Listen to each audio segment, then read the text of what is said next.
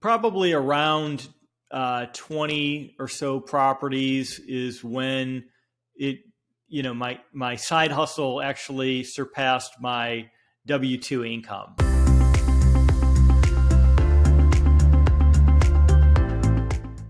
Welcome to Expanding Wallet, home for empowerment. We inspire greatness and help you learn skills for creating generational wealth. My name is Andrew Clarke, and I'm the founder of Expanding Wallet. And today we're going to be discussing one of my favorite topics, which is real estate investing. I started learning about real estate investing at 15 years old, and I think it is really important, especially for young people, to understand the impact that real estate can have on their lives. And today's guest graciously accepted my offer to come on and share some of his strategies for creating his own real estate empire. And today you're going to discover how today's guest started his journey, the struggles he went through, and how in only 5 years, his real estate income surpassed his income through work. And today's guest is the author of the book, How to Acquire Your First 10 Investment Properties, the founder and CEO of Stacking Houses, and a proud husband and father of 3 kids. It's my honor to introduce you to Damon Santa Maria. Hey, how's it going today, Hey, Damon? Andrew, happy to be here. Wonderful. So let's jump into this. Give us a little bit of background about what you were doing, your line of work before real estate investing. Yeah. So I think, going back to even high school and college, I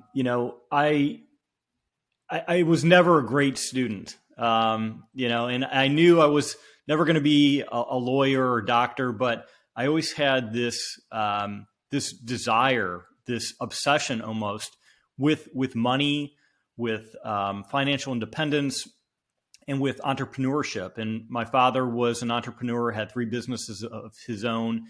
And, I always worked for my father. And the assumption was, I would, graduate high school and potentially go on to college, if I wanted to. It was never pushed upon me. But I would always go work for my dad and eventually take over, his marketing and advertising companies. And so, he told me just, your grades are good enough. Let's see if you can get into college, right? Even though I had failed first grade, I had failed math in high school, and, it wasn't the brightest student. And quite honestly, my ACT and SAT scores were not that great. But, back in the early 90s, it was good enough to get into college. And it took me 6 years to graduate, and I failed classes along the way. But I never gave up. And, That's very important. Today I have a degree that I don't use, obviously, because I'm a real estate investor. But I kind of failed forward several times throughout my early career in my early education. And after graduating, this was, around 2000, and going into 2001, we all know what happened September 11th. And it was decimating to my father's company and to a lot of small businesses at the time, where, he had to close up shop because, he just didn't have enough business to make payroll and that type of thing. So I was forced to go into the workforce, and I began my journey working for a bank called MBNA America. At the time, they were the largest independent credit card issuer in the United States, and most people had never even heard of them.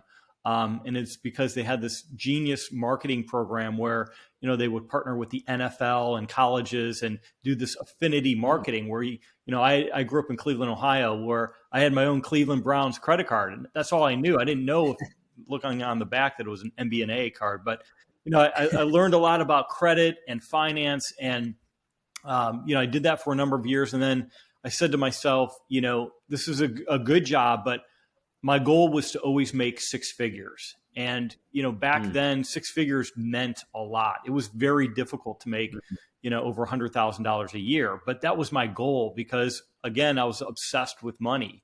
Didn't know what I was going to do once I made $100,000. I just knew that, I had a wife and kids to support, and I needed to make a lot of income. And so I got into healthcare sales and started doing the traveling sales gig, and did that for 15 years.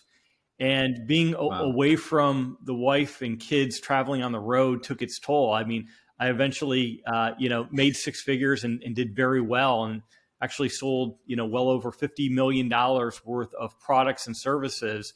But it wasn't my passion, right? And so along the way, this, goes back to 2008, 2009 timeframe, where the country was, in a Great Depression, Great Recession, I should say. All of my, probably a little yeah, both. exactly. Right. So, at that time, I didn't own any real estate. I had a 401k and a Roth IRA that I maxed out every year, and kind of listened to financial advisors saying, think about the long term, even though your mutual funds and your 401k just got cut in half in a matter of a year and a half, all the banks were failing, companies needed, big bailouts. And here I am looking at my statements of my accounts, and everything was completely, I was almost depressed to see how much money I had lost on paper in such a short period of time. And I can remember thinking back, what if I had owned real estate properties? Their value might go down a little bit, but unless I'm forced to sell, I could weather the storm, because those properties would be producing monthly cash flow that would be flowing into my accounts or into my pocket. And I could weather the storm. And so my focus then became to take 30% of my wife's income and my income and start diversifying away from Wall Street investments. And I got educated. That was the first step. Was actually the second step. The first step was I needed to make some money, because I knew that in real estate, sure, there's, low money down, zero down, programs. And, frankly, I don't prescribe to those, but I knew that I needed at least 20% down plus closing costs to buy my first property. And so we began aggressively saving and creating a nest egg, and we put that money into a separate savings account. And while we were saving, I continued my education. I read every book I could find. I listened to podcasts. I went to seminars. I, did everything I could, including finding a coach that was 3 steps ahead of me, that could take me under under his wing and teach me how to acquire great properties. And so that's what I did. Found the coach. Real quick, I want to ask you, what things did you do to save money? You said you and your wife, because I have this talk with a lot of people around saving money. That's a lot of people struggle. Yeah. So it's not easy. It's not easy for anyone, because we have these sometimes bad money habits. We want a fancy car. We want, a country club lifestyle, and, all of that costs money. Kids cost money, being married costs money, having a mortgage and all these financial responsibilities cost money. But it was our goal to save 30% of our income. And we did that primarily through the commissions that I would make from the sale of the products and services through my company. And like I said, selling $50 million worth of, products and services, you get large commission checks. And that was my mind shifts at that point started shifting. And I said, for every $30,000 I could save, that becomes another house. Every $40,000 I could save becomes another house. Right. And I thought in those terms, like, and as I, as we saved up money, we would kind of go broke, because we would acquire that first property, that second property, and we'd go broke again, because we'd save that nest egg and go all in on that next property. So I know saving isn't easy, but my recommendation for anyone who's aggressively wanting to save for anything is to create a separate savings account and have money funneled in directly from your direct deposit paycheck into that separate account, whether it's 5%, 10%, 20% of your income. That way you pay yourself first and you never really see that money. Yeah, 100% agree on all of that. And I'm glad that you mentioned that part, because, so many times people may not even have savings account. There's a lot of statistics out there on this, and it's living paycheck to paycheck. But one other thing you mentioned, because I was in this position, and from 23 to about 26, that you mentioned, like, kind of living like you're broke. And so you're not poor, but you're living like you're broke because you're living under, well, I don't like the term living under your means, right? Because who justifies what that is, right? But having that goal in mind, and there's this like battle between living now and then the living in the future, which you have to plan for that. And so it's finding that balance, but it's really understanding your goals. And so I love that you did that. I love that you looked at your income and used those commission checks. And then one more thing is you had a good understanding of the financial requirements that were needed in order to start purchasing these properties. Because you said the 30,000, the 40,000, that's a house. And so those are just some key concepts and things that I just want to make sure is really clear, is like understanding the financial requirements and then, making adjustments in order to meet those. And so that's wonderful. You and your wife are both on the same page as well. That's something else that, I can definitely talk about another time, but, sometimes couples are not necessarily on the same page when it comes to finances, right? All right. I'll let you continue. Yeah. So I mean, that was, basically the way we were able to save. And then, after buying that first property, you kind of get bit by this bug, right? And that first property, was a simple 3-bedroom, 2-bathroom house that was literally 2 minutes down the road from me. And I was able to put some sweat equity into the property. I'm not the most handy guy, but, I can paint and do some landscaping and, kind of do some quick cosmetic changes. For the other items that, required a little bit more, hands-on experience, I would outsource that to a contractor or someone to put in the flooring or, remodel the bathroom, et cetera. And, like I said, I got bit by this bug, right? Because here I am, I've got my first property, and then I say, well, what am I going to do now? I need to fill this property with a tenant. Well, I don't know how to do that. So you have to kind of go through that process of like, how do you're almost selling your property, and you put it out there. And, the great thing is, probably 40 to 50%, depending on, where you live in this country, 40 to 50% of people rent. So they're always looking for a great place to live. And so I kind of learned property management, self-property management, by filling the property and then setting expectations with my tenants that, rent is due on the first of the month. There's not, no parties, no, if you want an animal, a dog or a cat, you need approval for me to do that.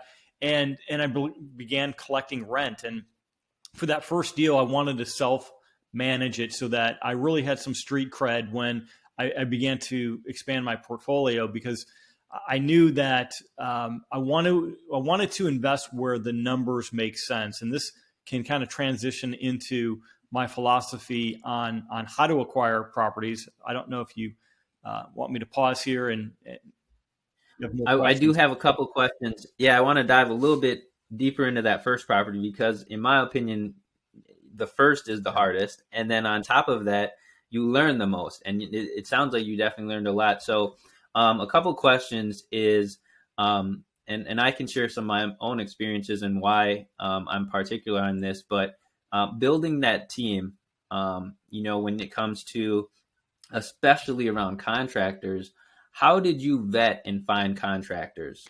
Yeah, so that's a big topic just in general about building your team, and I'll start with contractors since you asked that point first.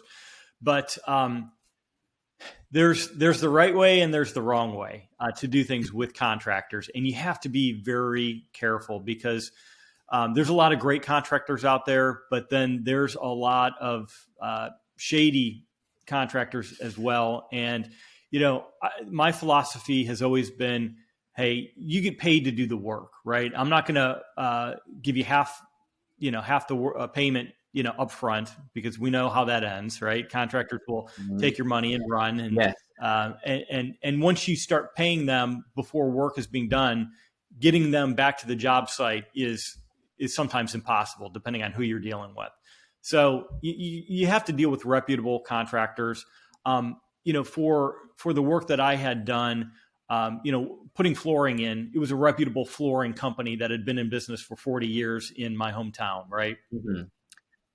Let me ask you a quick question. Did you use a general contractor, or were you managing everything yourself and finding specialists? I served as the GC for all of my work, and then I would sub that out to, individual, contractors, for the bathroom remodel. I found a gentleman online, he seemed a little leer, I don't want to say shady, but I had to keep on top of him. Right. And set the expectation out of the gate. Like, hey, I'll pay you every single day, cause I live right down the street, and I'll come over with a handful of cash if that's what you want me to do. But I'm not paying you, 50%, 75%. If you need materials, I'll go with you to the store to buy the materials for you.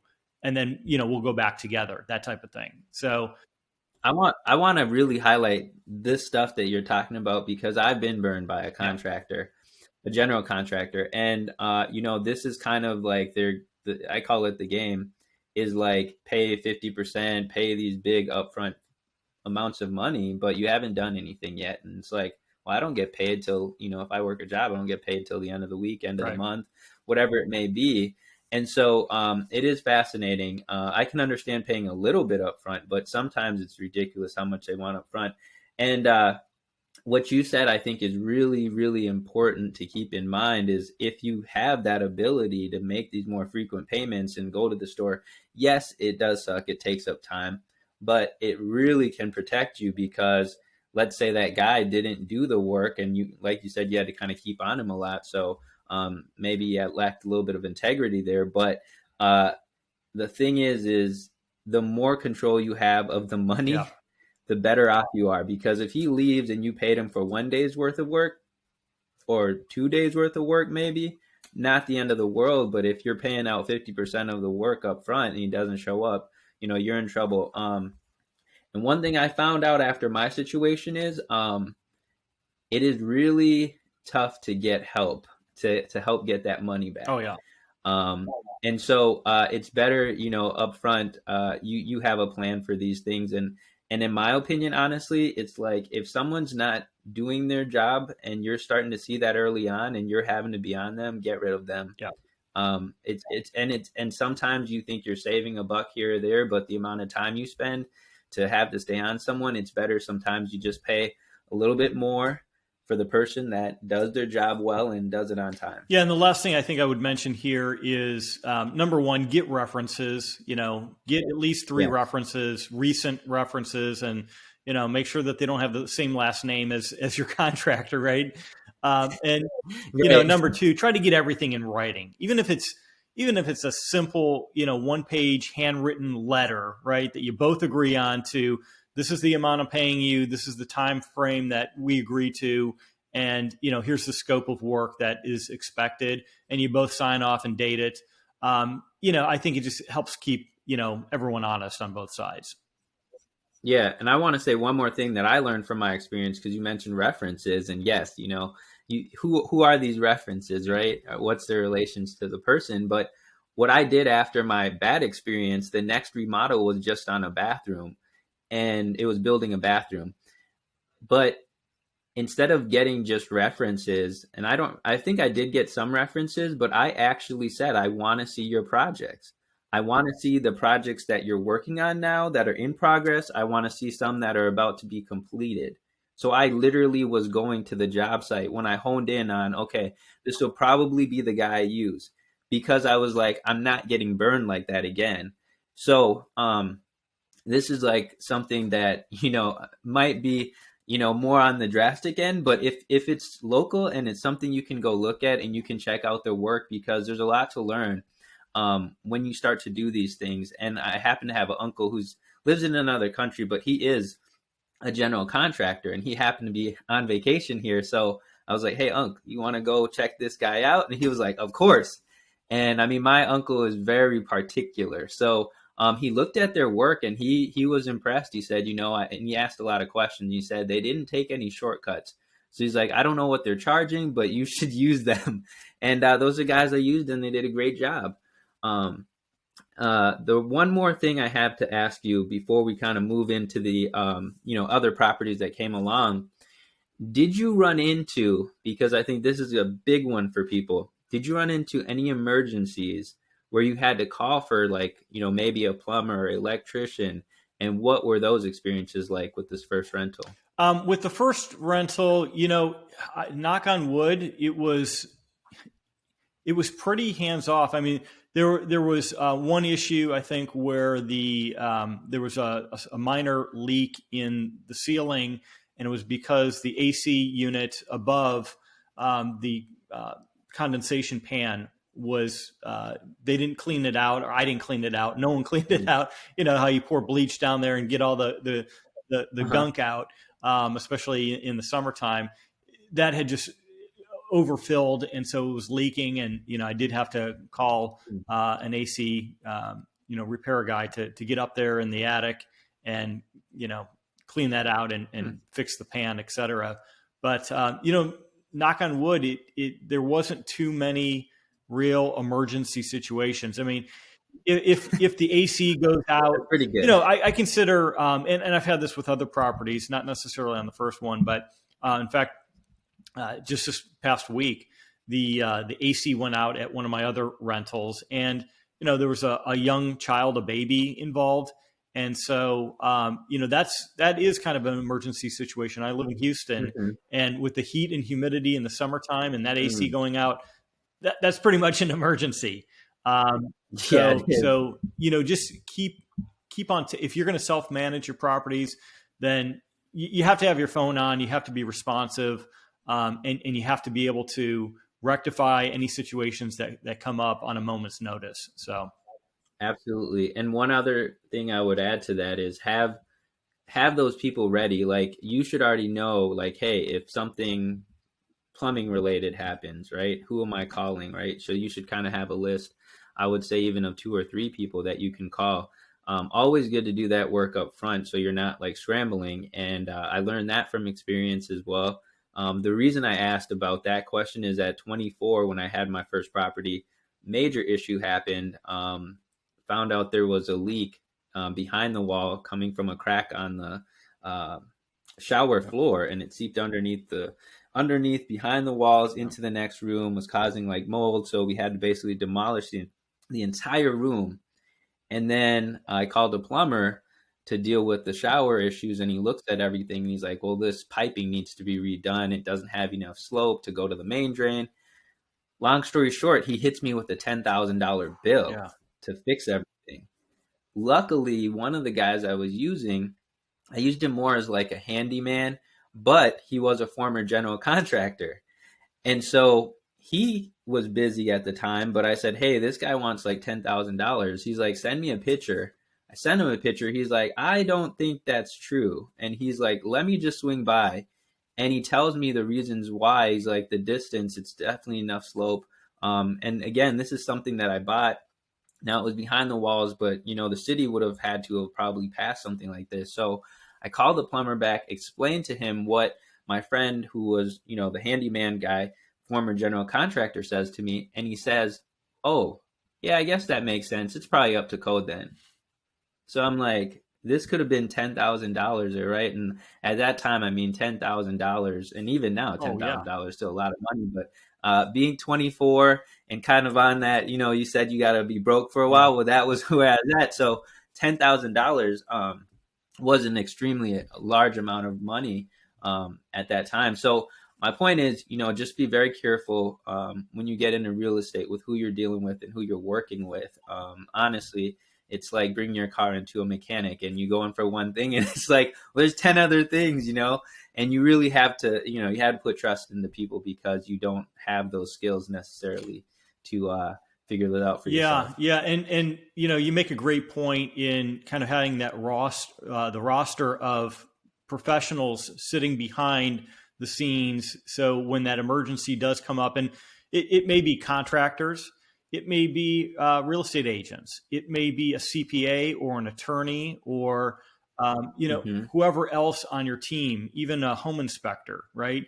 So, once when you start, if you're just getting into real estate or thinking about getting into real estate, you really need to think about building your team out first with professionals and having that roster of folks that that can help you essentially manage your properties, acquire your properties, and kind of act as your team, so that you're not a solopreneur, doing everything yourself, because a lot of people are working full-time jobs, and they may be moonlighting, on the weekends and evenings, on the first couple of deals, but you need a team to assist with the process. So.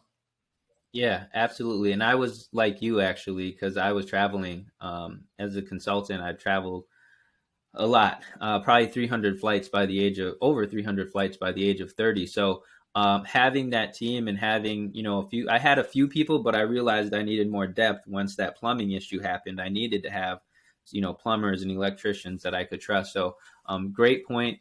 Team. And that was my strategy, build the team first and then, get into the property. So love that.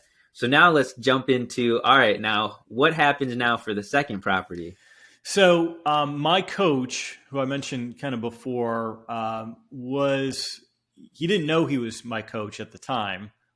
He was a podcaster, and he had a very an awesome podcast where he would educate people on how to invest in properties in remote locations where those properties made the most financial sense. And a lot of his audience live in California, New York, the coastal areas of the United States where property values are very high. And the reason for that is there's high land value in a lot of these coastal areas because that's where people want to live. It's, real estate is two components. It's the land value and the improvement to the land, right? Two components. Yep. And where I like to invest is where the land value is actually very low and the replacement cost of the property itself is relatively low as well. And these are more linear type of markets like you see in Atlanta, Memphis, Indianapolis. There's, a lot of Midwest type of cities where you don't get these high spikes in appreciation, but you also don't get the falling house values that you see sometimes in more cyclical type of markets. Mm-hmm. So, what he was preaching really resonated with me because I knew I didn't have the time to self-manage all my properties, and I wanted to invest where the numbers made the most sense. So through his network. Great. And one more thing real quick. And your whole goal, right, from the beginning was you wanted basically another area outside of stocks, something that's more, I guess, in control and less volatile. Correct. So what you're saying just really falls along those lines of what you were looking for strategy-wise. Correct. And yeah, so I was diversifying away from Wall Street and investing in areas where there was relatively low risk, where I didn't have to be a speculator on some property in California that is going to appreciate $100,000 in the next 6 months, because we know that doesn't last, right?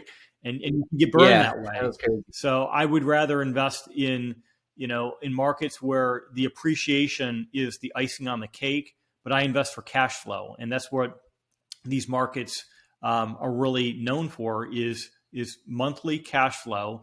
And as you kind of build out your portfolio and you stair step up, your cash flow begins to grow as well. Exactly. It's steady growth. And I laughed when you were talking about that 100,000 appreciation and that, because I actually got my real estate license in 2007. And so we know what happened, like literally probably the one of the worst years to get your real estate license, by the way. But there was this frenzy of just buying property, not necessarily even fixing it up, right? You buy it, hold it for 2 or 3 months and just sell it back because the market was just going up so rapidly. So especially in those areas like California. Yeah, it's almost like buying a stock where you have to monitor it and babysit it, and hopefully you can get out of it in a relatively short amount of time so you don't get burned. But yeah, it's speculative, and that's I don't invest. I don't have time to monitor, to get in and out really quick, especially remotely from Houston. I just it's not my philosophy. Mine either. Okay, so now you're really interested now in these remote properties, and you've been listening to a podcast, your mentor, who doesn't know he's your mentor. And so now, how do you cross this bridge now from, now I'm sure you've gotten some knowledge on this, buying properties in other states. So how do you jump this? Like, what's the first step you take? So, my coach has these investment counselors that will kind of, I hate to use the term handholding because it's kind of derogatory, but I needed handholding. I really did. And so he, connected me with one of his investment counselors, and we walked through, what my strategy was and my goals for, cash flow and, appreciation as well, but, cash on cash returns, all those, different financial metrics that we kind of measure in real estate. And was able to show me several properties in great locations where the properties themselves had already been rehabbed and there was a tenant already in place. So it's what we call a turnkey type of property. Mm-hmm. And so it's very easy for full-time working professional, very busy people to acquire these properties because the work has already been done. You don't have to rehab the property, and there's a tenant in place. Basically, you're acquiring the property for the cash flow. And so, after the first one, I kept on doing my monthly accounting. I'd see more money coming into my bank account, and and just kept on growing from there. And just going back to our earlier conversation regarding savings, my wife and I would continue saving, and the cash flow from our first properties, we'd actually kind of add to the kitty. And continue to stair step up, and we snowballed to the point where we were acquiring 4, sometimes 5 properties a year. Wow! Congratulations! I want to touch on a couple things here. How much down were you paying on these properties? What percentage? For all of my properties, I put 25% down, and there's a couple of reasons why. I know you can put less down, and there's other programs out there like FHA and VA type of financing where you can actually put less down. You can also get in FHA. You have to live in it, though. That's the one thing about FHA. Right. And we could get into a whole conversation on house hacking and how you live on one side and rent out the others, and that's maybe something for another day. But it is possible. But I wanted to never get over leveraged. I wanted to be safe, prudent investor, and I knew that if I put 25% down, number one, I wouldn't become over leveraged. Number two, the cash flow is actually better when you put more money down, and you can pay down the property by putting more down quicker as well. So for those reasons, I put 25% down. Now you can put 20% down as well and probably have very similar financing, but and I don't recall all of the rules at the time with Fannie Mae and Freddie Mac, which are the government-sponsored loan programs. But I think after you get to 4 properties, you have to start putting 25% down. So regardless, I needed to start putting 25% down. Either way. Yeah, I want to just clarify a couple of things because you said some really important stuff there. And one is you understood your goal. Your goal was cash flow. And so putting down more can actually increase your cash flow then, because you take less money from a bank or whoever's providing your loan. And when you said over leverage, for people who don't know what that means, that's literally, how much you're borrowing versus, like, a lot of people. Let me take a step back. A lot of people, and what happened in 2007, 2008, they were heavily leveraged. So if you had $100,000, if you could somehow put that 100,000 into 4 properties, they were doing that, right? And basically putting as little as possible down, and then getting as many properties as possible. And so that's the over leveraging side. And so they weren't getting a whole lot of cash flow, but because they were banking on the appreciation. So it's still something that I find very interesting, because I think for most people, a lot of investors, they are heavily leveraged. And I am with you on this because of what I had seen in 2007, 2008 as a real estate agent at the time, not even investor.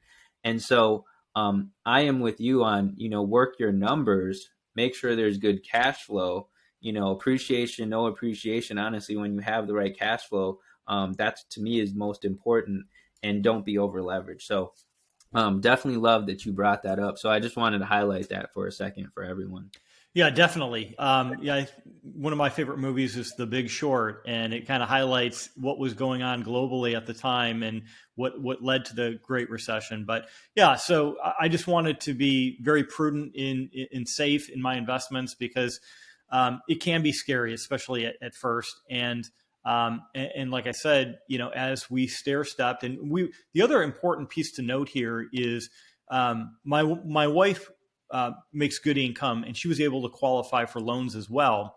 And so we would kind of do mortgage sequencing, where she would buy a property, then I would buy a property, then she would buy a property, and I would buy a property. And it kind of gave us each enough time in between buying those properties to show lenders that, the property that we bought 6 months ago is cash flowing, and could then also help us with a certain respect qualify for the next property. Because number one, we had a track record of making our mortgage payments on time. And then we could also show that we were collecting a lot more rent each month than all of our expenses. So, Nice. Your debt to income ratios can become out of whack as you start to grow. And it was important for us to be able to show that these properties had income over and above our expenses, so that when we went to acquire the next properties, it was all sitting on our balance sheet and statement of income. Right. And then also, I guess depends on kind of how you were buying them personally or LLC at the time, but also your credit score. Every time you're taking on new debt, your credit score is going to take a little hit. Right.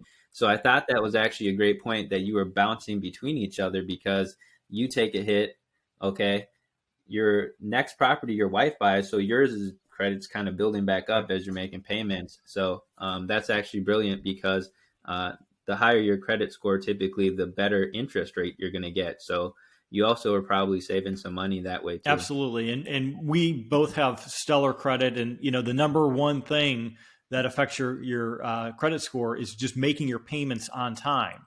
And yes. You got to keep track of that, because we have so many different payments nowadays. You got your cell phone, you got your mortgage, you got utility bills, and all of that can have a negative effect on your credit score. So keeping our credit squeaky clean was also important as well. Yeah, absolutely. And I love it. So now I know that we haven't really talked a ton on this piece, but I know, this was key, was finding these like turnkey properties, and you were going through what's known as like a network broker. So can you explain how that works in that process? Yeah.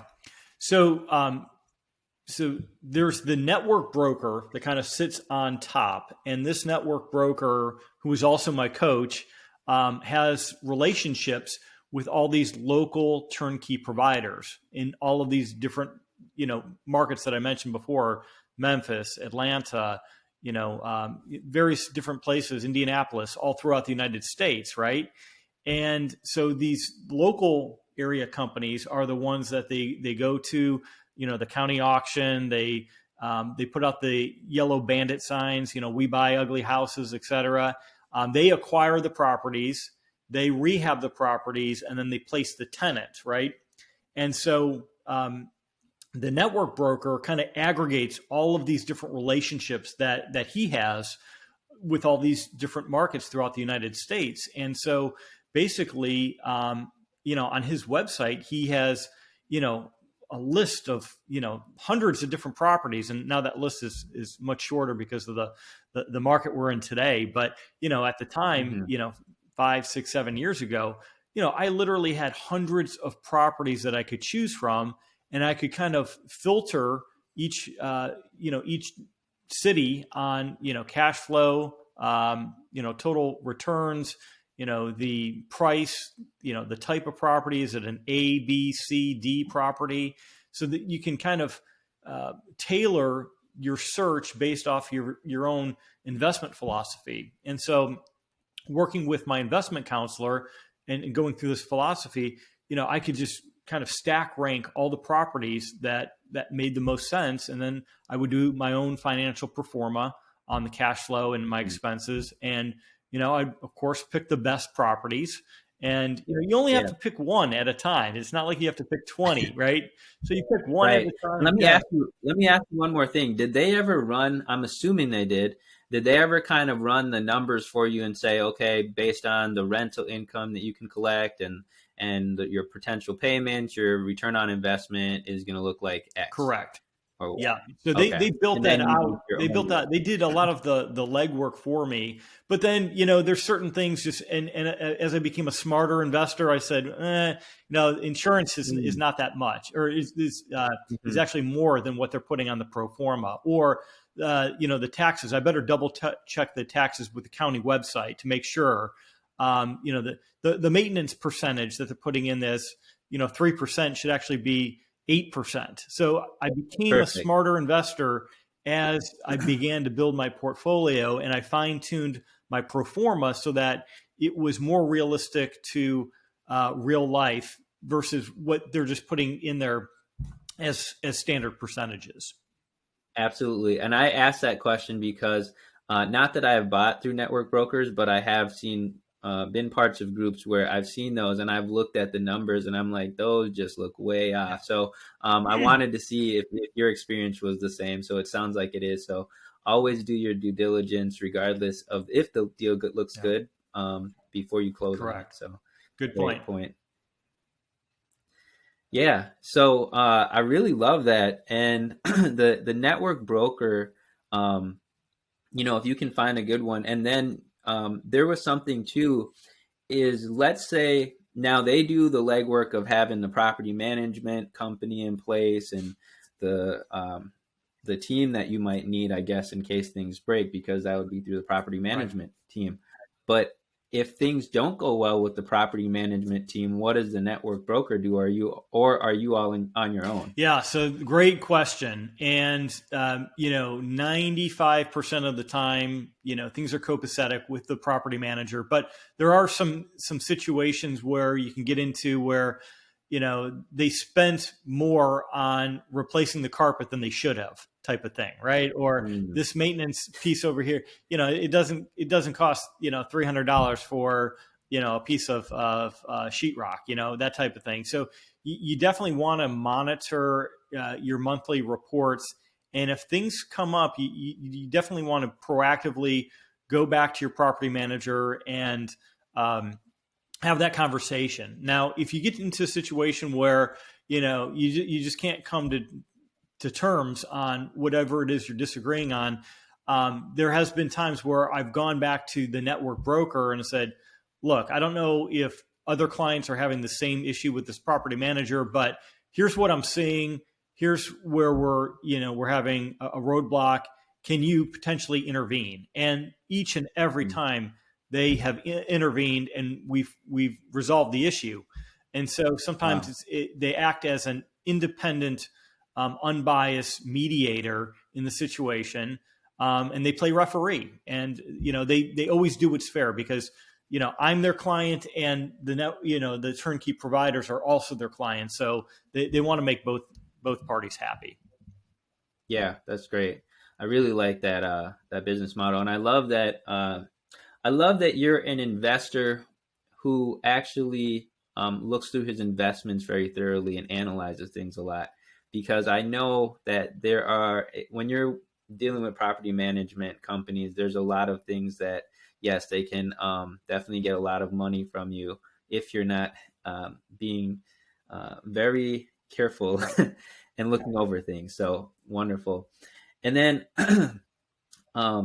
let's just kind of go forward now. So how many properties, because you were still working for a while, how many properties did you own before you left your job? I'd have to look back, but it was probably around 20 or so properties is when it, my side hustle actually surpassed my W-2 income. And Wow. that was, talk about a liberating feeling. That's a great feeling when you can take a look at your job and say, do I need it? Do I want it? Or do I want to go do something that I'm more passionate about? And, to kind of further my story, and ironically, around that same time, the company that I was working for was acquired by a larger company, software company.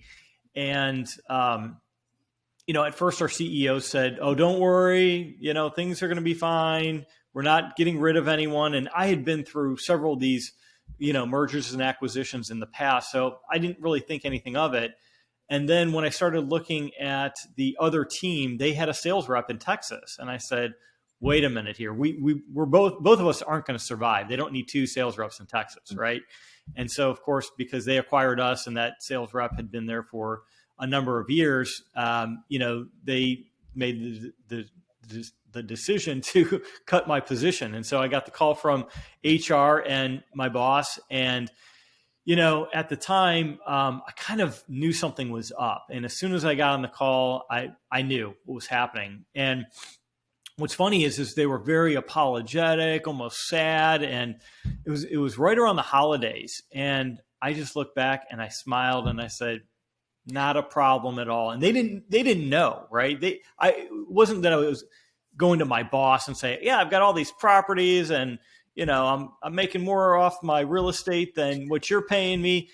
I was never braggadocious like that. And in fact, they never really even knew, because it really didn't take up much of my time other than, some accounting on the weekends, responding to some emails, etc. But when I got the call, most people with a wife and 3 kids, probably would have been in a really bad position. But because I had all of this cash flow coming in, I was ecstatic. It kind of let me be free. And it was that liberating feeling that now I could go and double down on my real estate and never rely on someone else to provide me with a paycheck. And the paycheck is just a drug that they give you to keep you satisfied working that job. And if they can spoon feed you that paycheck every 2 weeks, then some people tend to forget about their dreams. And not that I forgot about my dreams, but I looked at retirement as something that I'm graduating to, something better, versus running away from something. And I was never running away from my job, but I was running to something that I was more passionate about. And so 3 years ago, when I got that call, it was definitely a liberating feeling.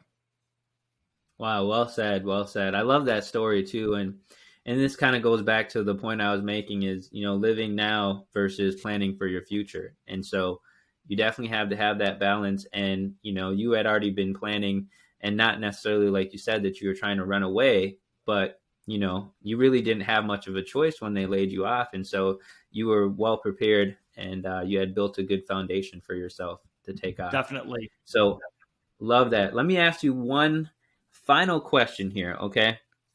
What advice do you have for someone who is wanting to get into real estate? What advice do you have on getting started? Yeah. So don't quit your job. That's the number one thing. I see a lot of people that they get bit by the bug that I kind of described earlier, and they want to go from point A to point Z immediately. And we kind of live in a culture and a society that expects instant gratification. But, for me, it took 5 years. It was a long road. And I'm glad I learned along that 5-year journey, every step along the way, because, if I would have just tried to jump into real estate and then figured it out, I would have failed miserably. Instead, I kept my job. I kept the savings plan that I described of saving 30% of our income. And I built a strategy around, building out my team, continue to network and connect with people that could help me out. Right. And, including, finding agents and a CPA and attorneys and home inspectors and building out that team. And then, just continuing to move forward and each property, for every year I had a goal of acquiring 4 to 5 properties. And I stuck to that goal, and it's a longer term goal, but I got to 20 properties, then 25 properties. And, you learn along the way, and there's really no shortcuts in real estate. And I know that some people want to do the zero money down and create a financing, and house hacking is actually pretty good. But there's really, not too many shortcuts. There's creative ways that you can do things to increase your monthly cash flow. And that was my goal, was to focus in on cash flow, because that in turn replaced my full-time income over time. So it's the other piece of advice that I would give your listeners is, real estate isn't something that you can just try, right? It's not like a stock where you can just buy it and then sell it in a week if you don't like the performance. It's a long-term type of gain. And I've seen a lot of people go in with the approach that, well, I'll just try it to see if it works. And every time I've seen people take that approach, they lose money. They lose money because they're not fully dedicated. They haven't figured out in their mind that they want to be a real estate investor. They like the idea of how it sounds, but they don't fully understand what it means. And it's a game where you have to really be committed. And also, why just buy one property? I mean, one property, it's like buying one stock. If that stock fails, then you fail. My approach is, buy a mutual fund where there's 20 stocks, 40 stocks, 100 stocks in that mutual fund, so that if one fails, you've got the rest to hold up the rest of your business. And that's been my approach since day one. I love it. And I will make a video and explain house hacking in detail, because I do think that's definitely a good strategy for getting started as well. But everything that you mentioned, man, I mean, the whole interview, I'm just like nodding my head. Yes, totally agree. And the diversification, and you don't even just diversify as far as how many properties, but your locations. And I think that's important too in real estate, because imagine you have all your properties in a coastal area, Florida, a hurricane comes, something happens, right? Natural disaster, now your business might be down completely for a while. So definitely like great tips. Love your business model. Definitely something that I will be looking into more in the near future here. But right now, my number one focus is building Expanding Wallet and helping educate people. So that's why I do these interviews.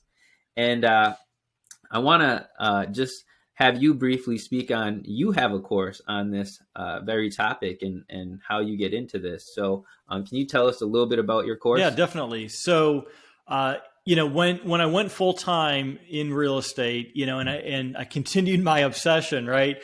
The first thing I did was I wrote a book, and you see it back there.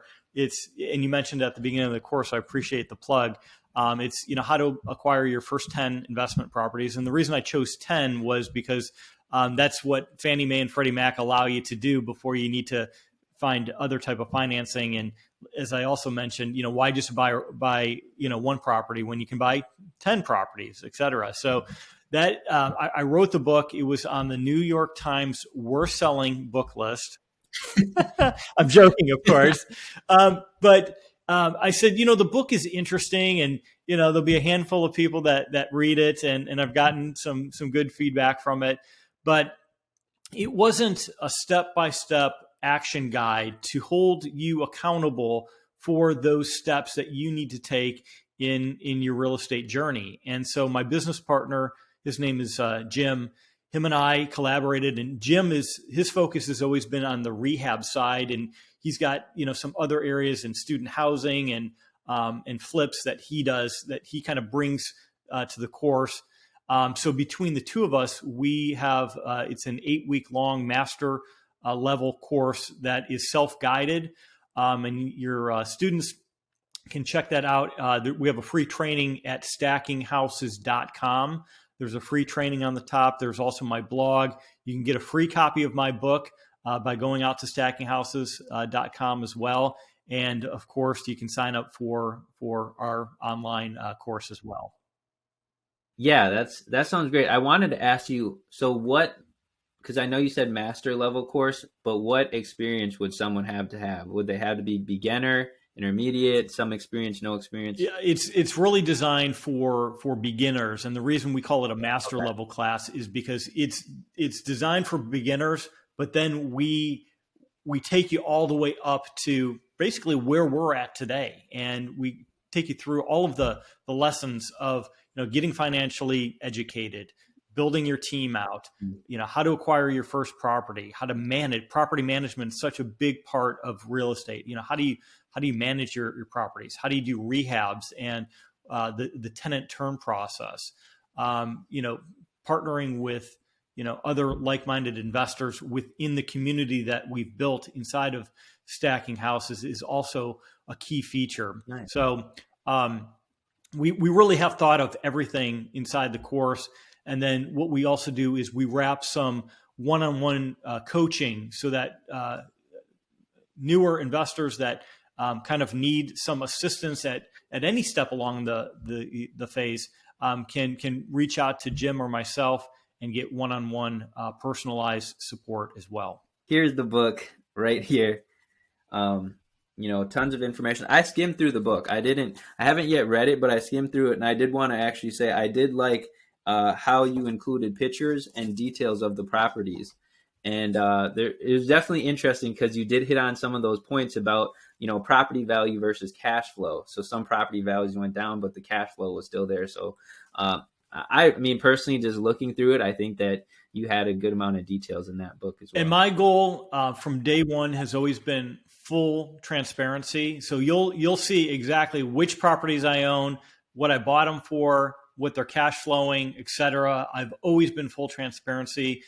Even inside the course, I take you into my own personal portfolio and show you all the numbers. My business partner, Jim, does that as well with, his flip properties.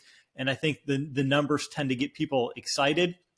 So it's what's gotten me excited and got the wheels moving of, how much money I could make as well.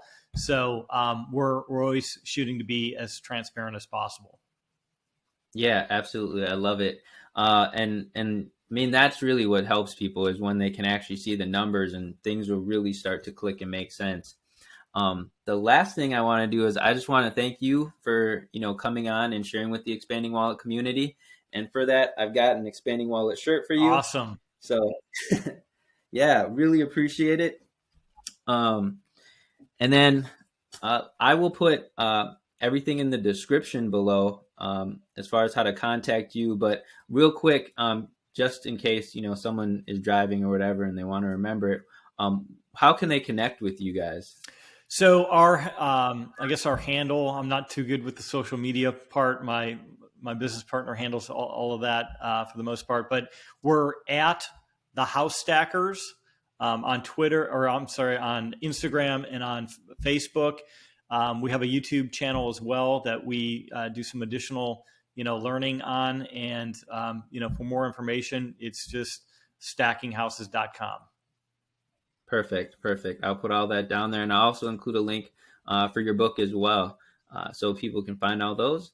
And, as always, I'll just say, remember to learn all that you can, believe in yourself, and take actions that allow you to grow.